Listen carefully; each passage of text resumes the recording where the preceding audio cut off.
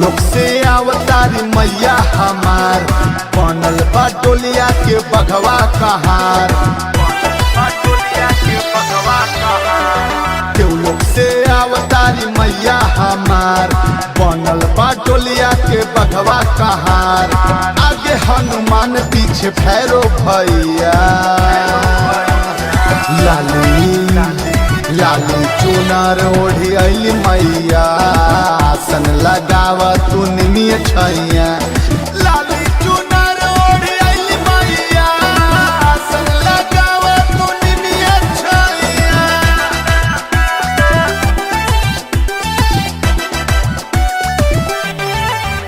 लाल बिंदिया लाल नथिया, लाल बिंदिया लाल नथिया कहीं बतिया, शोभे मैया के गजबे सूरतिया।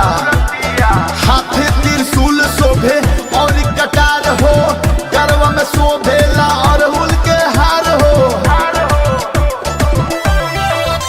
शेरवाली के सब पूजेला, जयकारा से कोना कोना गूंजेला। शेरवाली के सभे पूजेला, जयकारा से कोना कोना गूंजेला। झंडा उड़ता रथवा के ऊपर नु हो, मैया लागेली सबका से सुपर नु हो। केहू धोवेला चरण केहू परे पैया। लाली लाली चुनर ओढ़ी अली मैया, आसन लगावा तू निमिय छैया। लाली चुनर ओढ़ी अली मैया, आसन लगावा तू निमिय छैया।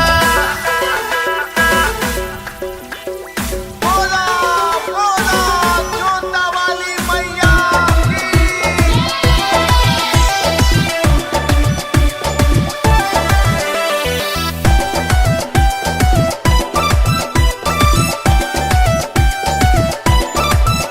रखल सा धर कलसा, रखल सा धर कलसा, कर जलसा। पूरा कर दी है माई तोहर मनसा। शोभेली मैया जब जम्मू से काली, आरती उतार लेके पूजा के थाली। झड़े रूपवा से हीरा मोती हो, माँ के अखिया में गजबे बाजोती हो। झड़े रूपवा से हीरा मोती हो, माँ के अखिया में गजबे बाजोती हो। माँ के महिमा बा दुनिया में सबसे महान, गाके सबके सुनावेला सुनील चौहान। हाथ जोड़ी के उजाला कर ले बिनैया। लाली लाली चुनर ओढ़ी अली मैया, आसन लगावा तू निमिय छैया।